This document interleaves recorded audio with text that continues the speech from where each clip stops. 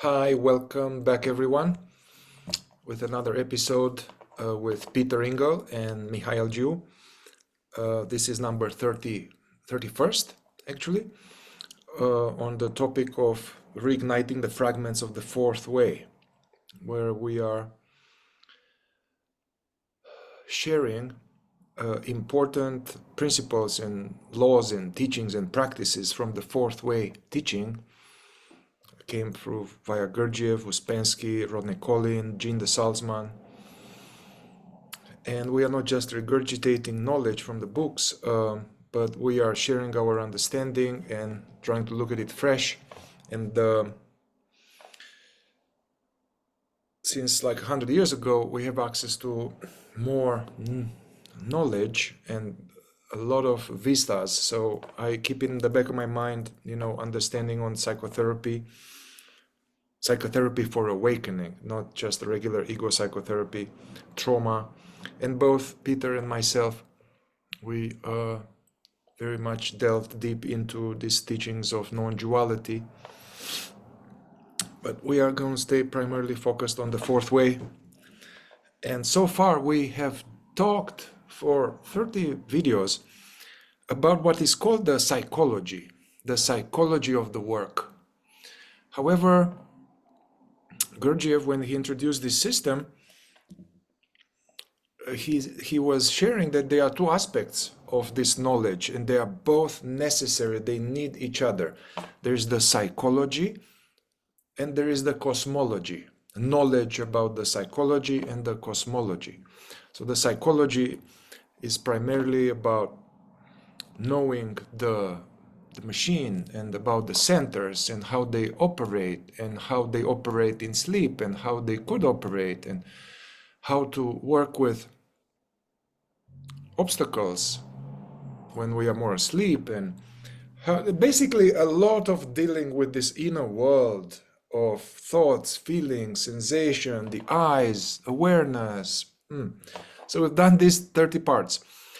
The cosmology deals more like with the laws of the creation, the laws of the universe, the bigger picture, because a man, even one man is part of the body of humanity, and the body of humanity is a little speck in the infinite. So the cosmology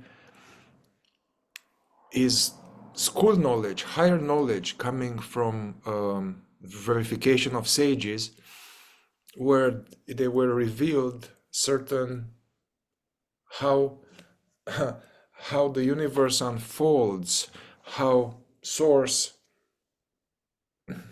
unfolded itself. And so that's what we are going to tackle. It's ambitious, but we are going to tackle that in the system. It is important to tackle both. If one goes into cosmology only without having the nitty-gritty of the psychology and how to become more awake, then this really it goes into some dreaming and maybe mystical dreaming. If we just go into the psychology only without the bigger picture, it's limited, and we may still remain in some kind of self-improvement as a seeming independent creature here. So they need each other.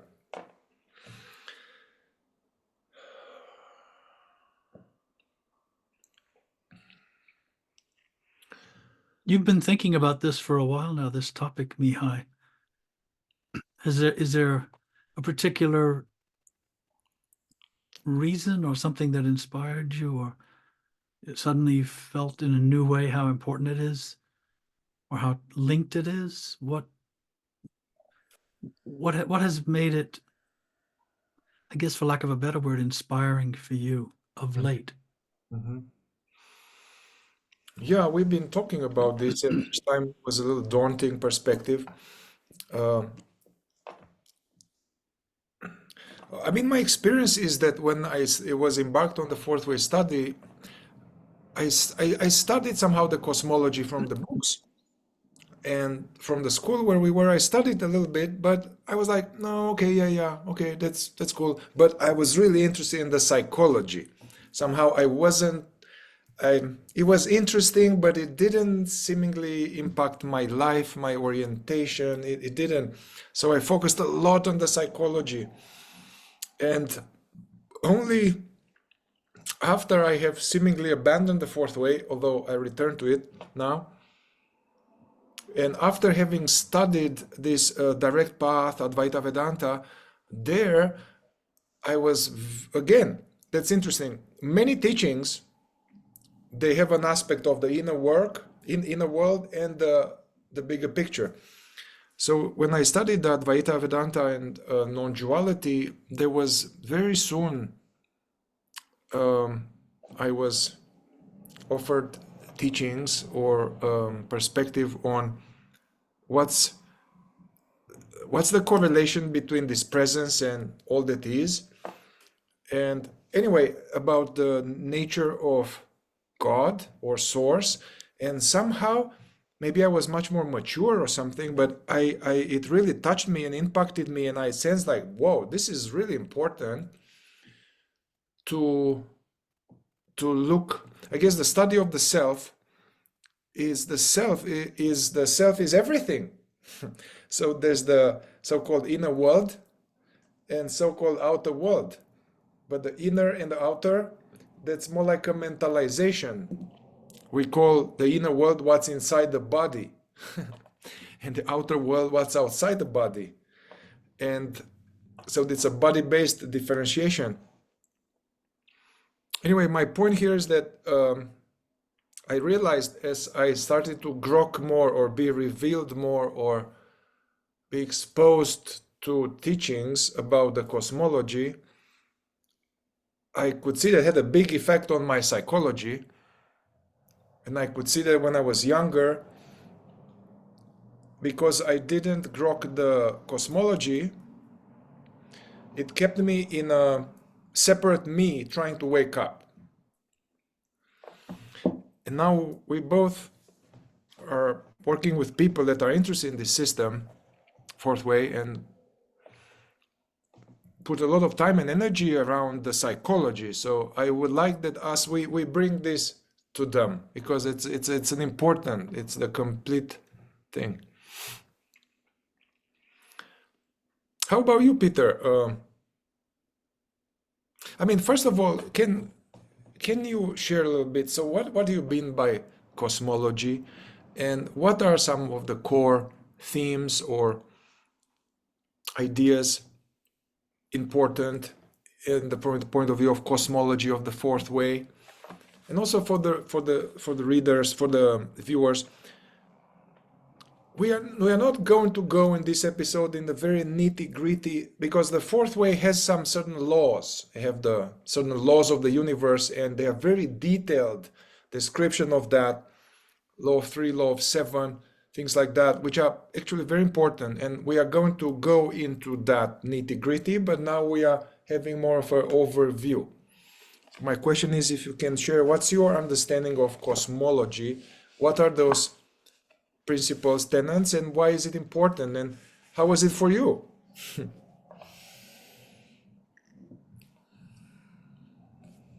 Great questions to be asked of you, of me. I was recalling as you were speaking, I was recalling when I first encountered the idea of the cosmology, which in the fourth way is an enunciation of the structure of the universe. That's how it's presented initially. Here, suddenly, I was a young man. I came across this explanation about the structure of the universe, principally as a series of worlds within worlds within worlds. Instead of everything being one universe and in one dimension, in the same dimension, we think of the sun being in the same dimension that we're in, for example, which, according to my understanding in the system, is not the case at all. It's actually we see it from our dimension, but it's in its own dimension. The galaxy is another dimension, a higher order of world completely, completely. And suddenly it was as though I had zoomed out of myself as a young man, almost leaving myself on the surface of the earth and expanding out to presumably to the source, what the fourth way in the cosmology is called the absolute, or what some teachings might call Brahman, the all, where everything is one, and the source of all, the source from which everything else manifests, but in different forms and in different dimensions and under different laws. The laws are the same, the principles are the same, but the way these laws manifest and the forms that these different dimensions take are different, but they're all acting according to the same fundamental laws or principles. And this I found astonishing and at the same time very simple. And it was so inspiring and emotional, and it was as though for the first time I had always been looking at everything from the inside out. Myself, my world, the universe, creation, and suddenly I was zoomed out and I was looking at it from the outside in. This Mm. became a whole new way of thinking. But it became more than that too. And that's why I think it's hard to talk about it and have it be more than just theory, because there's something very emotional, there's something very inspiring about this tremendous scale. Mhm. And so this is why it's important to me, this scale, and that awareness has the same thing. When awareness is more consciously aware, there's a much bigger view, a much bigger scale of perception. And uh, sometimes it can be a relief to get out of ourselves and all this psychology and thinking about all the obstacles in our way and trying not to express negative emotions, be in imagination, to not consider to be working on myself, and to kind of put that behind us and open the window and go out and see from a different vantage point and see ourselves from a different point of view. And as Gurdjieff said, you can only understand some things about yourself by studying the world. And you can only understand some things about the world by studying those same principles in yourself. And this I have found to be true, but it is hard to put that into words as to how that is experienced. Uh, but for example, this idea of what the fourth way calls the ray of creation is this is the architectural design that's given to what we call the universe, these worlds within worlds within worlds. And things become, as you go deeper, each world is inside of the world above it.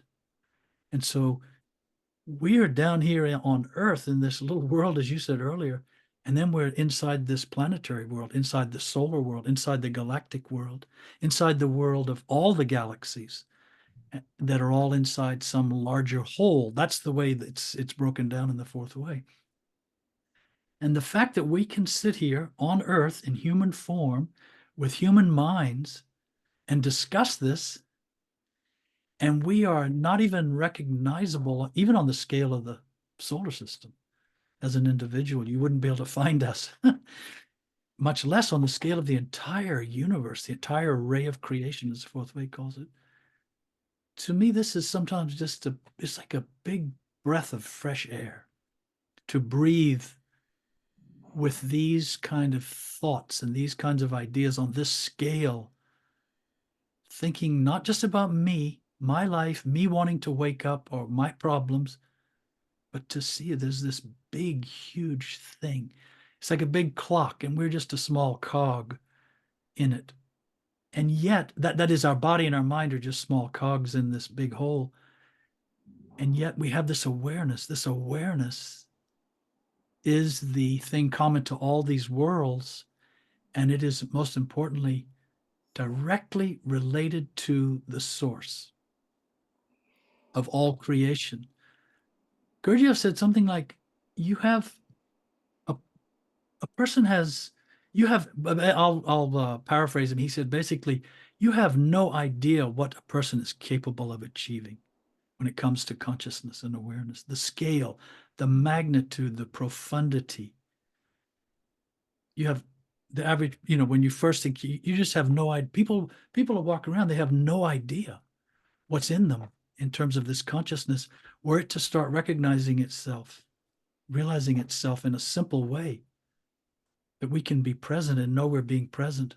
This is the beginning of this huge reality of connecting to the source of all creation. It sounds so, that's what I mean. It's hard to talk about this and have it not just sound like theory. But this is the truth. And this is why I find it emotional. This is why I continue to study this. I continue to embrace it. It continues to serve as great drafts of fresh air for me spiritually, the cosmology. And again, just to finish up this thought, I remember when I first encountered these ideas, I was sort of astonished. My mind was both blown, and I was both relieved and inspired to encounter this idea of worlds within worlds and higher dimensions, how it all fits together to provide a whole new way of understanding our lives and a whole new way of understanding what awakening means, or as best as the mind can understand that. Yeah, and for the viewers to actually get into the words of the fourth way masters, in the nitty gritty of it, In Search of the Miraculous by Uspensky, where Gurdjieff, I believe, I'm not sure, but he starts talking about cosmology first. Oh, right away, yes. And in fact, it was, and that's what he did. He always interspersed cosmology, psychology, cosmology. He wanted them to be part of one whole. It was Uspensky who himself says he preferred always to start with the psychology when introducing the system to people. But later on, if you look at his books, The Fourth Way, for example, which is a series of his lectures over many years, he goes into a lot of explanation about the cosmology, but only after first essentially introducing the inner world of man first, and then connecting that to the larger outer world of the universe and of creation. Yeah, and the Fourth Way by Uspensky, and I would also recommend Rodney Collin, The Theory of Celestial Influence. Yes, a much still unrecognized book of its But magnitude. Yes. yeah, riffing on what you said just a minute ago, yeah, this worlds within worlds, cosmos within cosmos. I believe, if I'm not mistaken, 7 level of cosmoses, one within the other. And what you described as there's the body of humanity. You can look at all the billions of people alive and all the billions of people that never existed. At a certain timeline, it's just one man.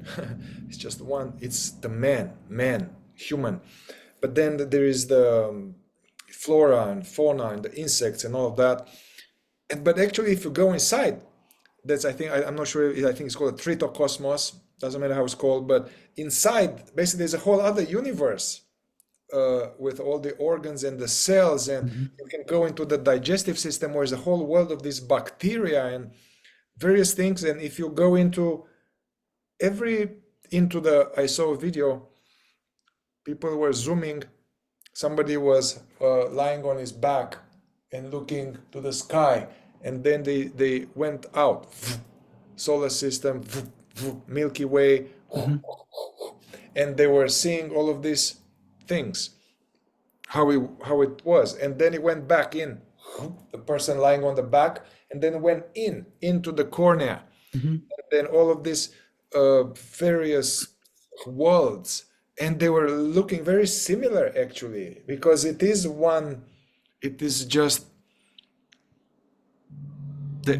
a non-duality piece, the infinite. There's only God, basically, in the Islam, that there is only God here. There's only one. There's nothing apart from God.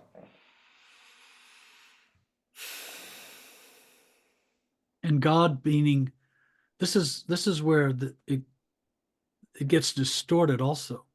This idea of God as one, that God is just like an enormous human being somewhere and we're inside of it.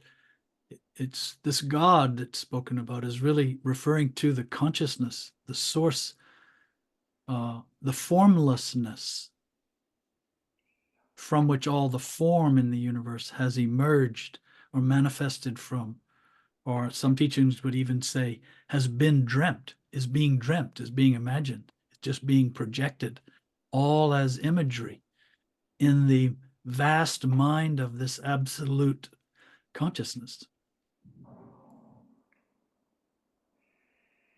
Yeah, I mean, I myself had the difficulty with the word God for a long time because it's associated with some ignorant ideas about some, yeah, some special human with a long beard at the end of the universe and that is judging and all of that.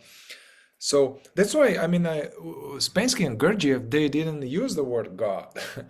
They wanted to have no associations with that and call it the infinite, his endlessness, the absolute, the very clean thing. But anyway, so when we use the word God, we are not talking about some mind-made God. Mhm.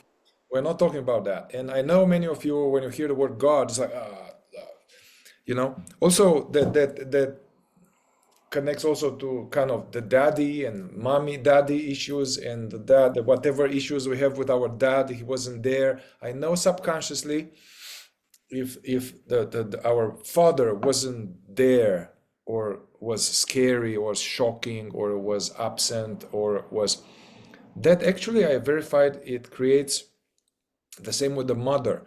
There are kind of psychological anyways hardship in life where our mother and the father didn't show up in the way that nature designed them to show up. It creates a certain wound, a certain disruption in our body mind, where now we project this bad feeling of distrust towards source, towards God. So I've seen this in people and myself, and but this can be cleaned up. And when we mean God, we are talking about what we're talking about: Tao, reality, the endlessness, the source. So just replace whatever word is more palatable for you.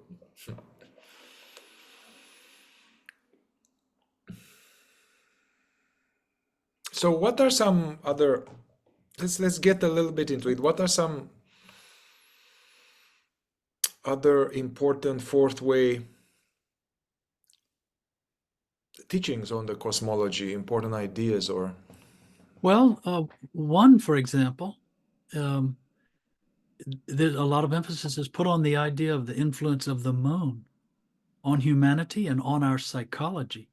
And this is a cosmological phenomenon that there's a small infant planet circulating around the Earth. It is almost like the embryo, it's an embryonic planet according to the fourth way cosmology. The moon is an embryonic planet and it is circling inside the orbit, inside the not the orbit of the Earth, but inside the Earth's field, gravitational field. And it is what is responsible for the tides, and it is exerting this pull on the Earth. It's like a child dependent on the mother.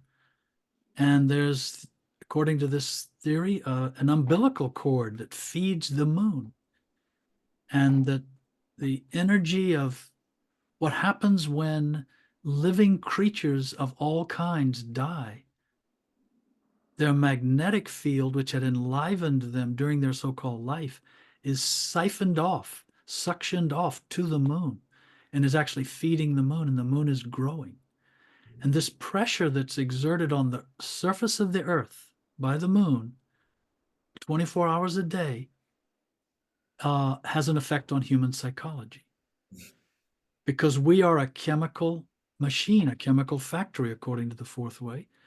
And all of these chemicals and all these forces were easily influenced by radiation from the sun, the magnetic field of the sun, the magnetic pull of the moon. Lots of things unseen that that affect us. That's just one idea. Another idea in the fourth way, of course, the way we were taught the fourth way is that each of the planets within our solar system has a very strong governing influence over the major endocrine glands in our body. And these planets are each like a transmitting station of a certain kind of influence. And each human being is a receptor, like a little radio antenna, receiving these transmissions, these influences of a celestial nature, a cosmological nature that science doesn't know about, that it affects behavior, it affects our physical appearance, it affects our psychological tendencies. And these ideas are hinted at in ancient mythology and some ideas associated with the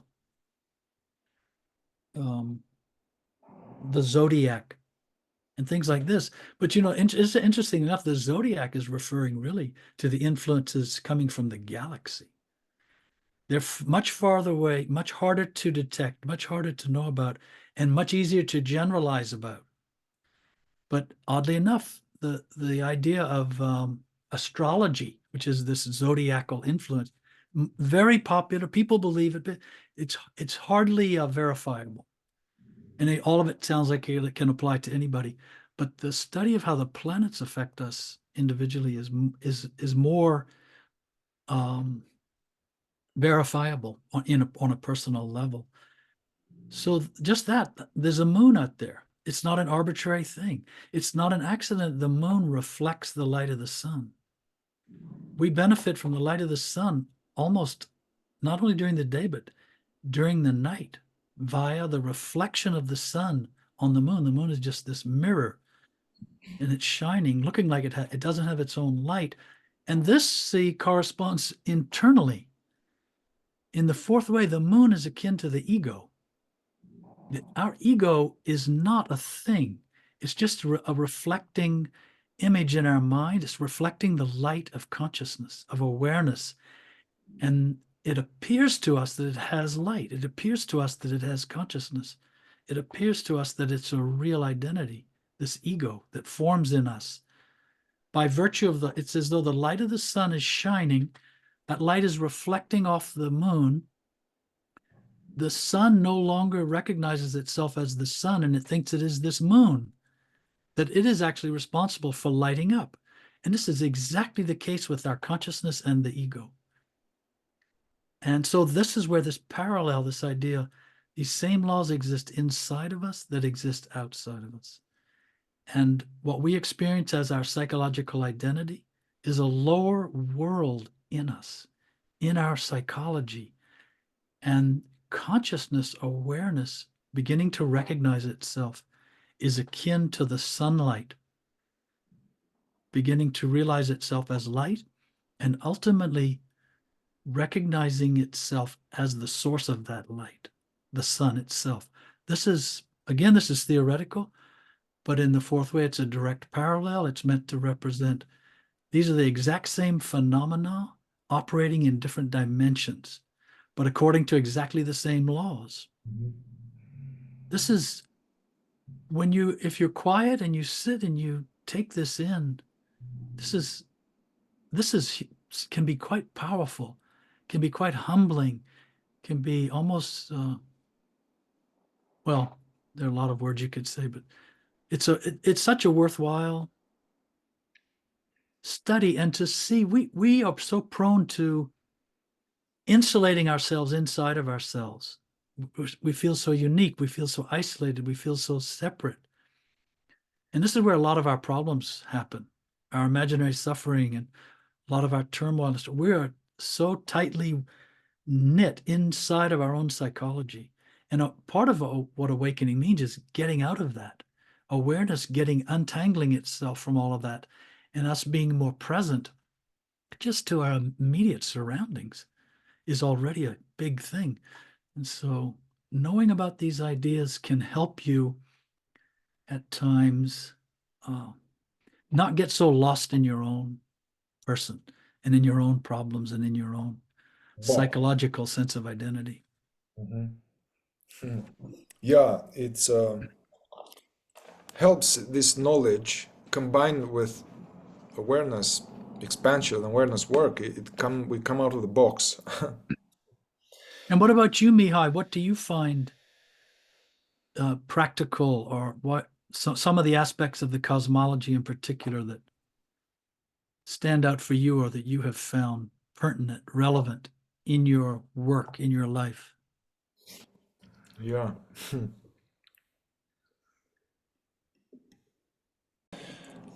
Well, what is most inspiring or active in my day to day, because that's actually one aim would be to gradually make these cosmological things alive in one's life, not to be just a special drawer in my mind where I can dispense some kind of theory, but I'm touched by this and I'm verifying it.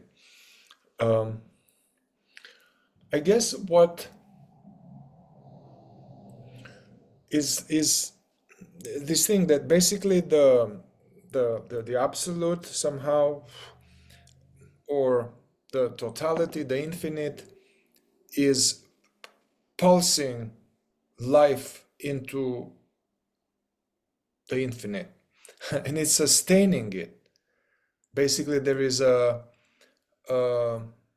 like every, apparently in the fourth way, every creature breathes, and the insect and the hummingbird and the elephant, and there is a breathing, uh, and the planet is breathing, the planet is breathing, the solar system is breathing.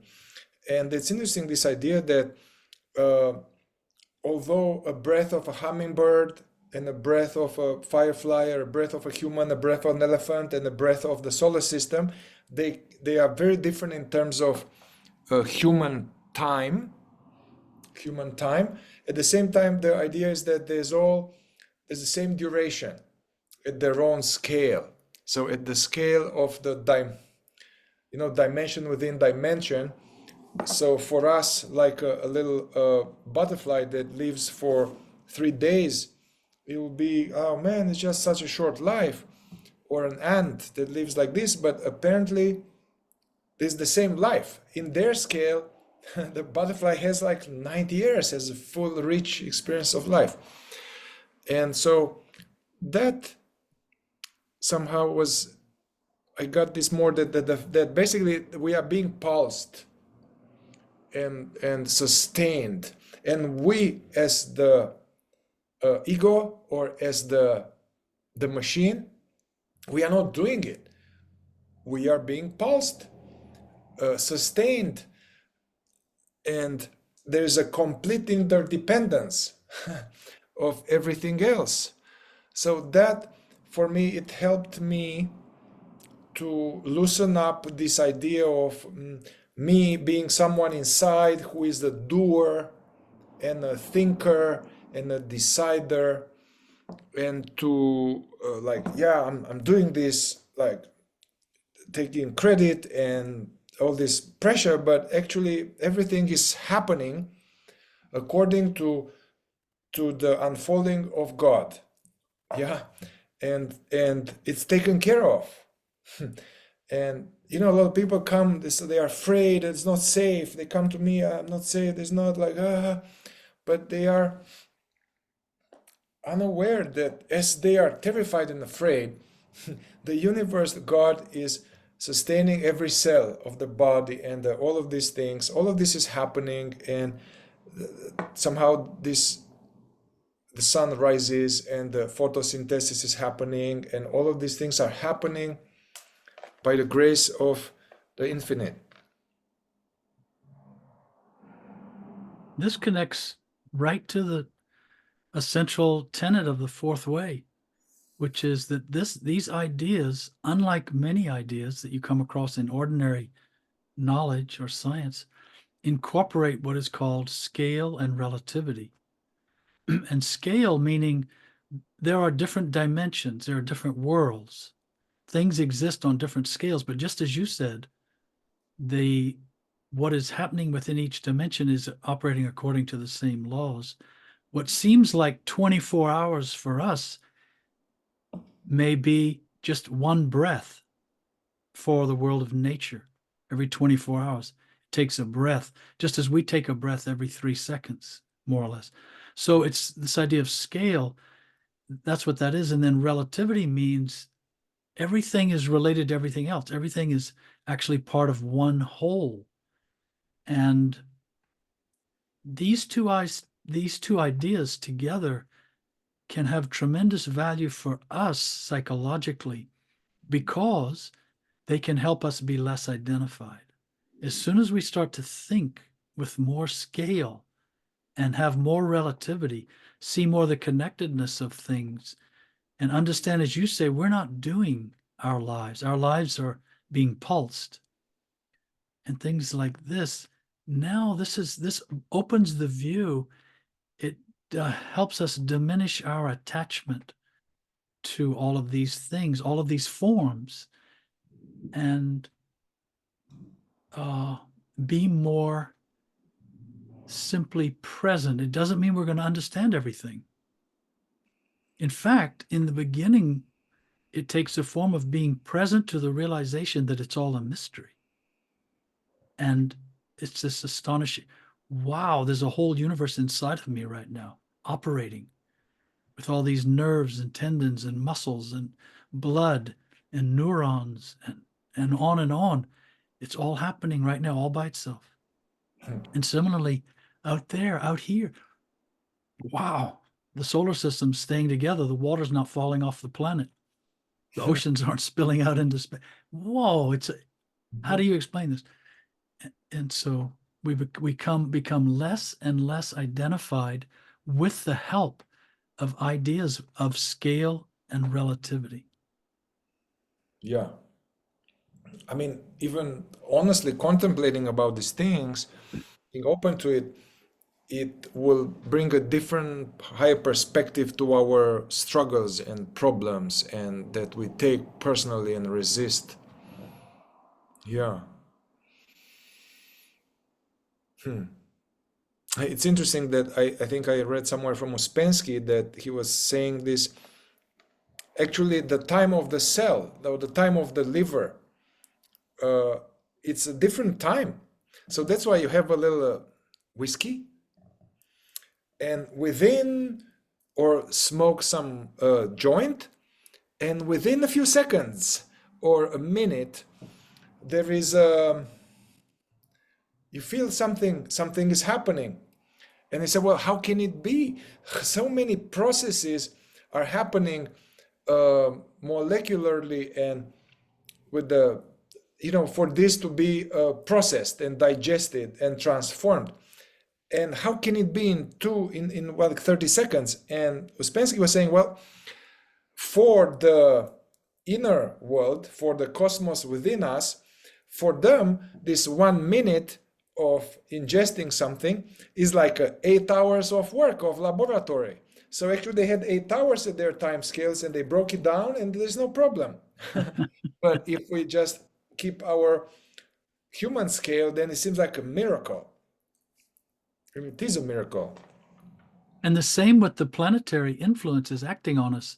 As Gurdjieff pointed out, on the planetary scale, one body in the universe can move around or near another body, and there's tension. But the effect it has on us may last for years. That may affect the Earth and the dynamic of events on the Earth for years. It's exactly the same again. This idea of worlds within worlds, different scales, the same laws operating, but in different dimensions. It's beautiful, and it's powerful and true.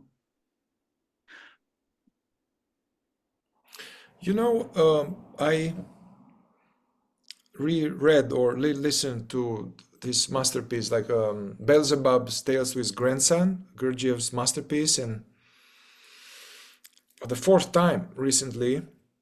And I was touched by that was some kind of perspective of the universe. So it's almost I will get this cosmology of Gurdjieff's understanding or of the universe that was less dry, so to say, than just some parts of the system, in a way that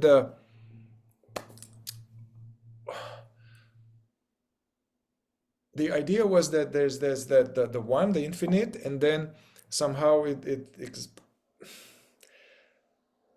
there's the ray of creation and planets and systems and all of that, and then there are these beings. All of them are emanating out of the one reality, and then there's some kind of in terms of spiritual or consciousness development or self-awareness, there's a wide range of from God the Absolute to the highest level of super archangels. I forgot the name, but like the high level. It's almost like it's a major company. It's a corporation. Basically, it's a whole corporation. I know this has bad connotations, but it's like a huge corporation. And then there are people, and there is the plan, the divine plan that is unfolding. And then there are these higher beings of archangels or life sustainers and life maintainers, and it's almost like they are his assistants, and they are working together to troubleshoot certain problematic aspect of the creation, and there are levels, descending levels of up to humans that are unconscious of what they are, unconscious of everything. They are living in a small world. Yeah, so there's this perspective of basically, I think in the 5 precepts of I forgot the name of the gentleman, but in the Beelzebub's there was the idea that there are 5 strivings that they are very important. First striving is to try to survive as a human being, to do our best to survive. Second, or another one is to perfect ourselves from the point of view of being, to grow, expand our level of consciousness. That is one essential striving. And then is to this way we help the infinite somehow. We help. But for well, there's only the infinite, so infinite grows or expands through each one of us who is waking up. And another striving was to devote oneself to the helping of others becoming more awake. So I don't know. And then basically being this whole evolutionary business is that one will be useful to our common father, to be useful to God. If we are unconscious and asleep, we are seemingly not so useful because we can't understand the design, so we don't follow the plan. So we follow our own personal plan of happiness. And the more conscious we are, the more one becomes, I guess, instrument and a servant of the infinite. I like that. I mean, that's a worth life living. That it's emotional for me. It also connects to an aspect of the cosmology and this ray of creation in the 4th way, which is that the principle is that at its source, at its complete, all-encompassing source, the absolute, let's call it, there's a vibration of energy, a speed of vibration and a density of vibration. And at this absolute source, the speed of vibration is at its utmost, at its infinitely fast vibration, and that it's at the least dense, in the least dense concentration. And now as this larger world starts to manifest worlds inside of it, each progressively lower dimensional, lower world starts to vibrate at a slower speed of vibration and to manifest in a more dense form. So from higher to lower, let's call it, in this universe, this ray of creation, things get slower and slower and more dense. And that everything we can see is already, you could call it, densified into form. This is why I like to call it sometimes identification instead of identification. Because when we identify with things in ourselves, we kind of submerge into their more dense form. A good example, do you know when we have, if you think of a thought, and we can't really measure what a thought is, but you can experience in yourself, a thought can vibrate with a certain density, a certain speed of vibration. It can be a light thought, can be a dark thought.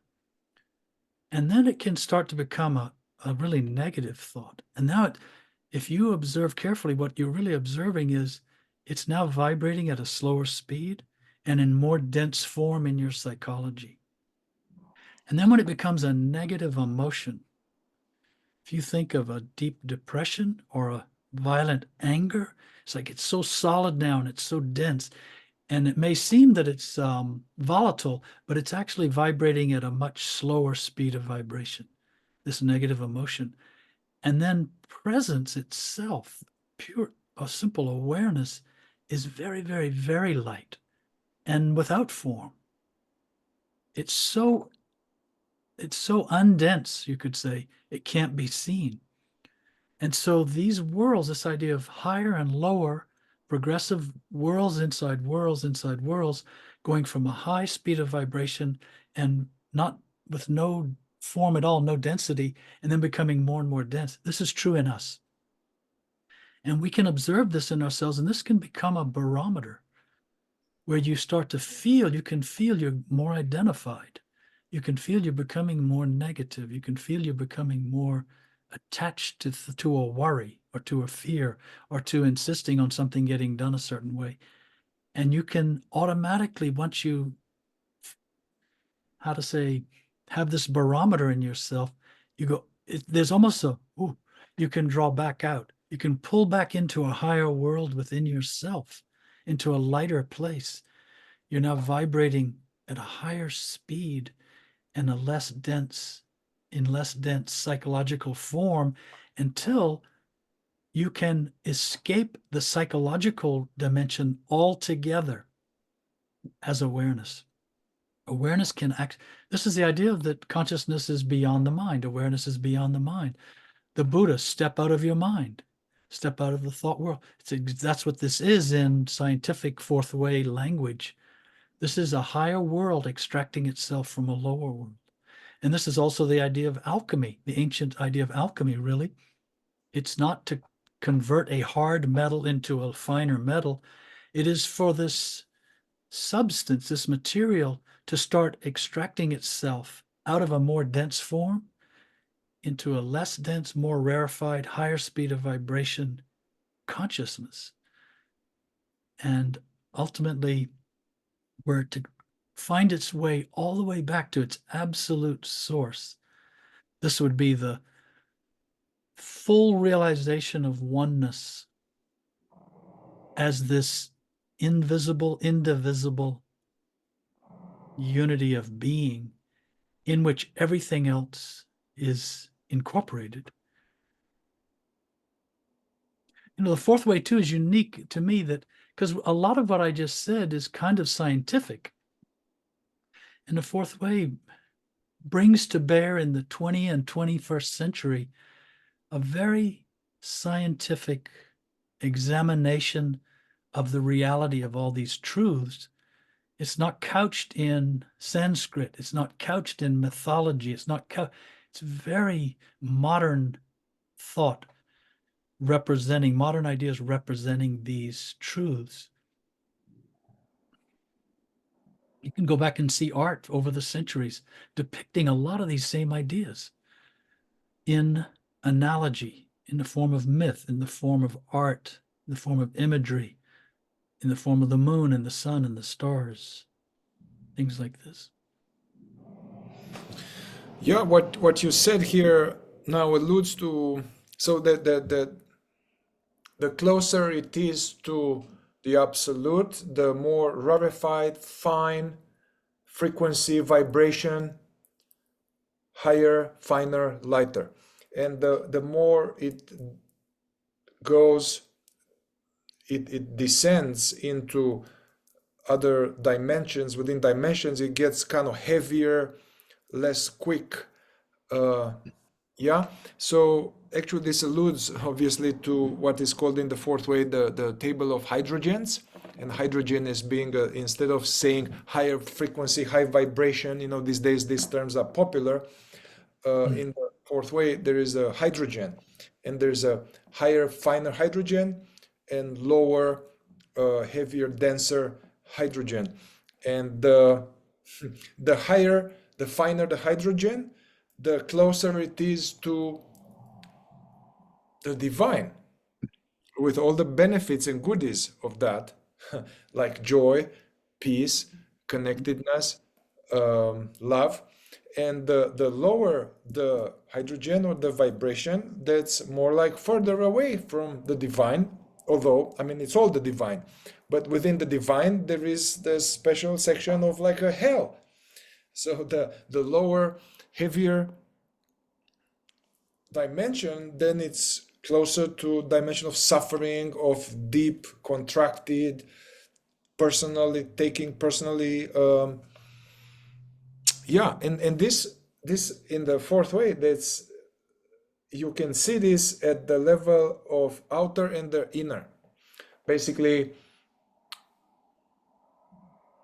nature, the world of nature, the sunset and the Grand Canyon, there is a certain high frequency, higher hydrogen. Yeah, beautiful sunset, beautiful ocean. Now you go and you see some nice village built in Greece, with nature and with nice material. That's a certain frequency. Now you go to a city where there are blocks of flats. That now it's slightly different frequency, lower. Now you go to a ghetto where all these broken glasses and graffiti and all of that. The same with food. There is food like organic, farm. Yeah, then you get this more like processed food. Then you get junk food, and the same at the inner world. Basically, in our inner world, we have from heaven and hell. We have everything. We have this from like really despair, hopelessness, suicidal, vengeance, you wronged me, distrust, fear, all that, to uh, to all the higher phenomena of understanding, acceptance, kindness, willingness, love, forgiveness, pure presence. So that is a big part of the cosmology. And this too, this psychology. again, this is in the fourth way, this in the cosmology, it's talked about the fact that everything, all phenomena in this universe, in this ray of creation, as it's called, are either ascending toward a finer, less dense, faster vibration, higher frequency, or descending to a slower, lower, denser dimension, world manifestation. And in the cosmology of the fourth way, it's spoken about as octaves of music, that you can go up in an octave or you can go down in an octave of music. And the idea is that everything you can perceive in yourself and in the universe is either in an ascending octave or it's part of a descending octave.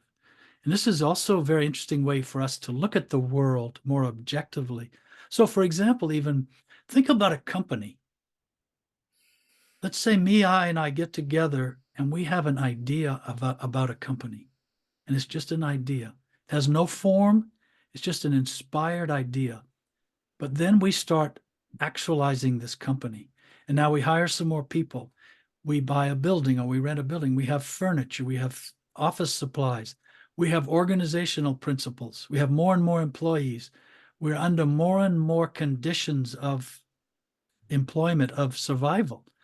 And now this proliferates into hundreds or thousands or tens of thousands of employees and offices and equipment and who knows what. It becomes more and more multifaceted. It takes on more and more form, and it becomes a slower and slower moving ship. And it's actually a descending octave according to the fourth way cosmology. Whereas it looks like, oh, this company's growing, it's expanding, it's on the rise, it's often said, things like this. But actually, no, it's not. In the universe, it's a descending octave. It's becoming more heavy, more slow, having more parts, and becoming harder to manage, taking on a life of its own, which may be completely removed from that original idea that Mihai and I had for a business, which was a spark of an idea. It's just one example of a descending octave.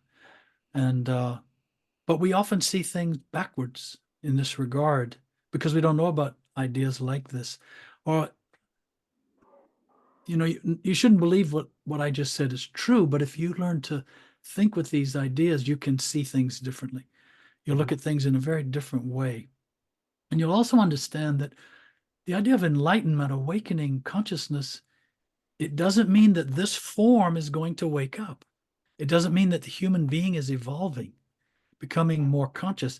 It means that consciousness inside the human form is realizing itself as a higher world within this world, within this dimension. There are higher dimensions within this dimension, and these higher dimensions can realize themselves. And that's what this idea of enlightenment or awakening is. So it's not one, everything's not one dimensional. And there are more than three dimensions. There's more than our three-dimensional world. Yeah, and so Peter alludes here, some of you who are like, hey, I want to study this, where do I go? So we may do videos on that. We'll see how it goes. But we alluded to the table of hydrogen. We alluded to the octaves, law of octaves. This is the law of 7. Yeah. Then law of 3, which are in the fourth way. The idea is that these are laws that are not known by science. It's interesting that how the universe propagates itself, how the creation unfolds on certain these laws, law of 3, law of 7,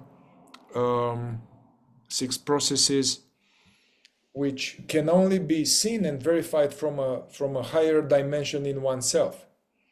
So yeah, and it's the idea too that everything in creation is in motion, and its motion is being determined by these laws: the law of 7, the law of 3. This idea of 6 processes is connected to the law of 3. But going back to the ancient Eastern idea, everything in creation is in motion in some manner, inside us and outside us, except for one thing. And that is this pure awareness aspect of our being. It is not in motion. It is the pure vibration, you could say. And this is taught in many Eastern teachings. Just like you can watch thoughts come and go, something is there. It's not coming and going. It may not be aware of itself being there, but the thoughts come and go. Events in our life come and go, but something is aware of them coming and going. And this is another way of studying in ourselves these cosmological ideas, making them practical. And in this sense, what happens eventually is that there becomes less and less of a division, a seeming division between the psychology and the cosmology of the system. The psychology is really the cosmology of the psychological world and the cosmology of the physical world. And the study of the universe, you could say, is almost the study of the physical universe and the study of what could be construed as the psychology even of the universe. and the spiritual, higher spiritual dimensions, and that they're not separate. They're not, they are one. They're really one. They're the same phenomenon manifesting in different worlds according to these same laws. And there's that which sees all of this on a cosmological or psychological level. This is what wakes up.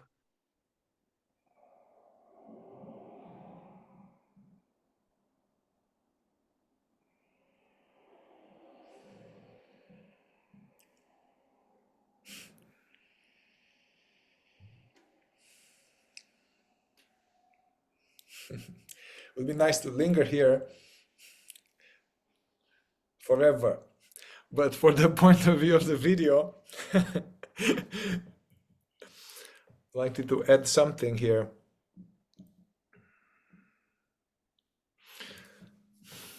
Something that touched me, said, like, actually the study of, it's interesting, raising the level of awareness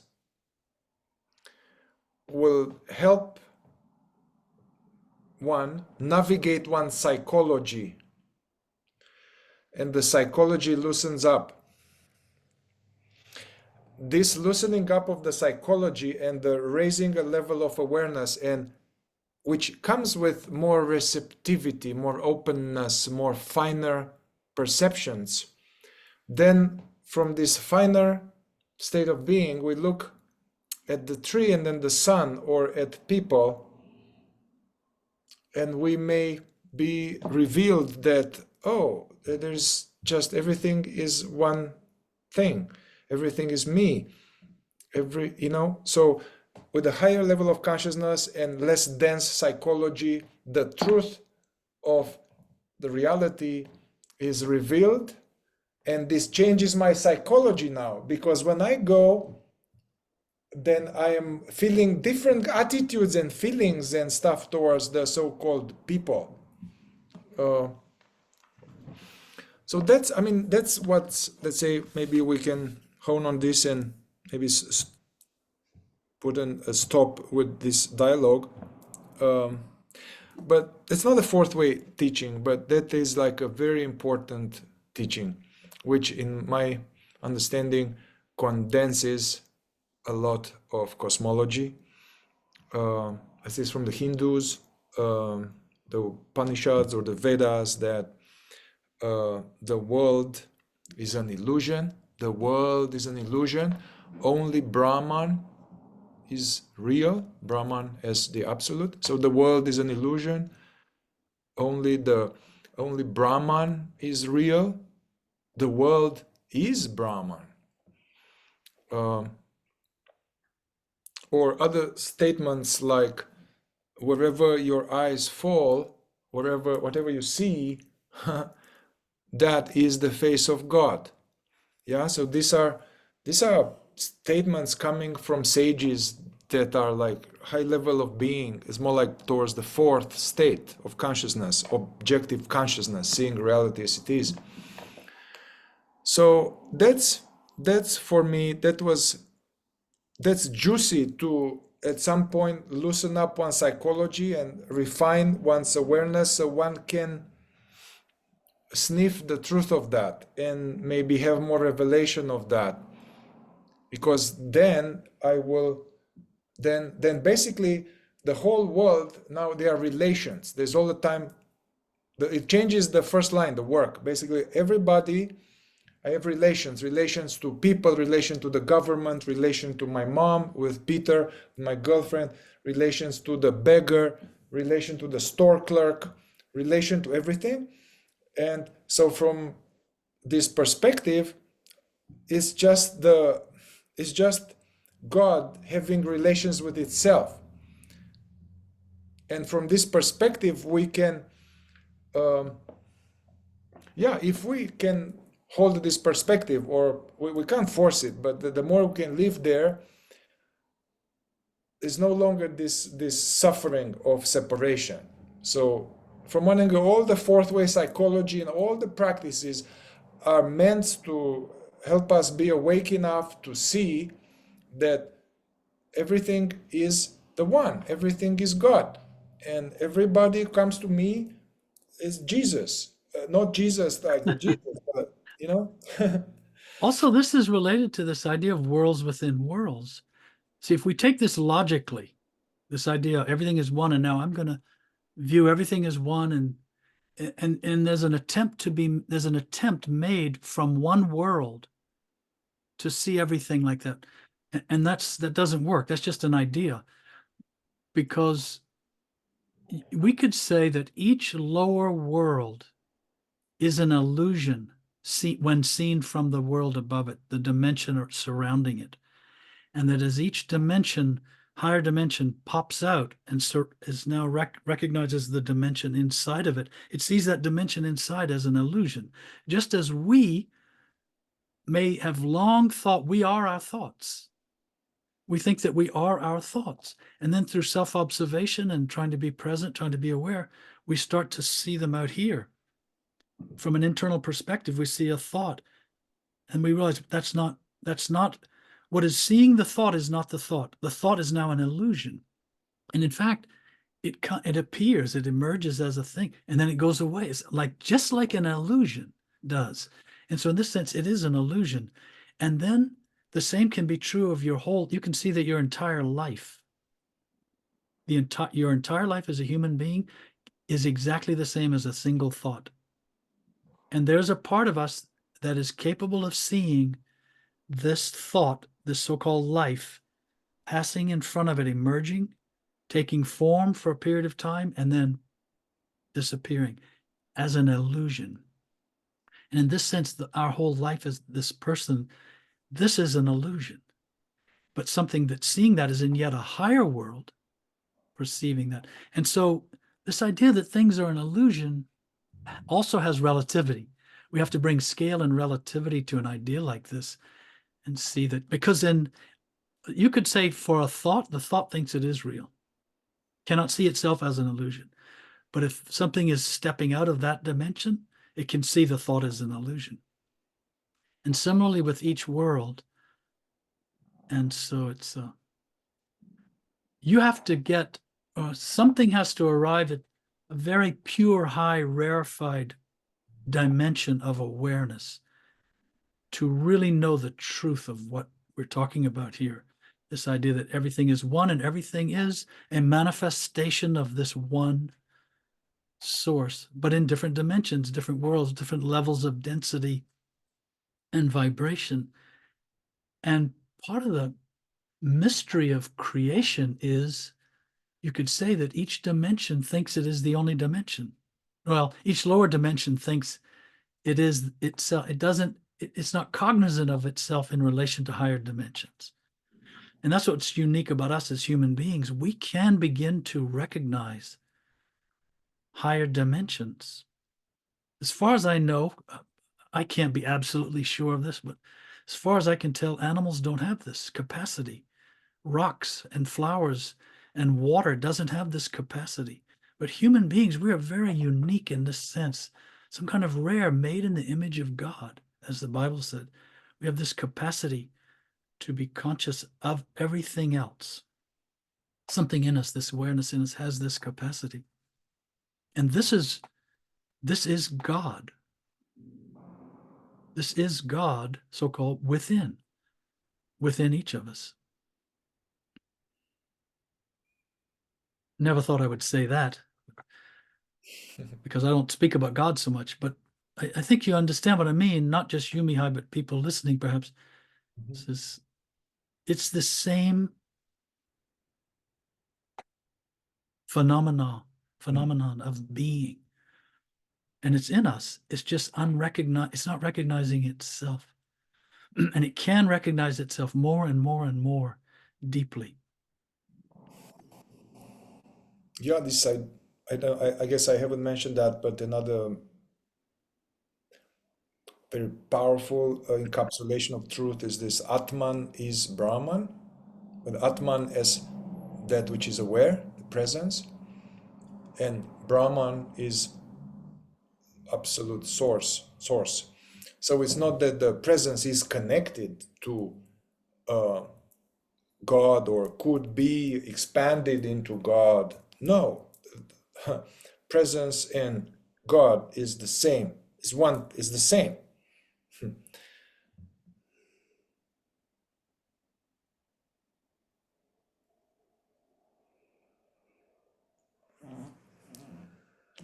Well, we could linger here too forever. But we've been going for a while now, Mihai. I think yeah, that's a nice note for us to pause on and maybe pick up another time. yes, let's do that. And what I want to say to the right attitude to tackle this video or things like that is to not to believe it now, to believe it, oh yeah, and now start to have a new belief while being asleep and believing that everything is one and this or that.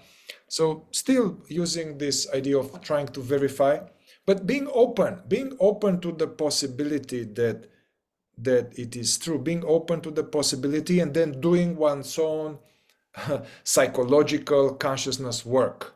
That is the key, doing all of that, where we are basically loosening and diminishing the illusion inside. And by diminishing, we are removing the clouds. We are removing the clouds of illusion, and then there will be less clouds of illusion, and then we see reality as it is, and then we're like, oh yeah, it dawns on us. It's a revelation. All right. Thank you, Peter, and thank you everyone for your attention. Thank you.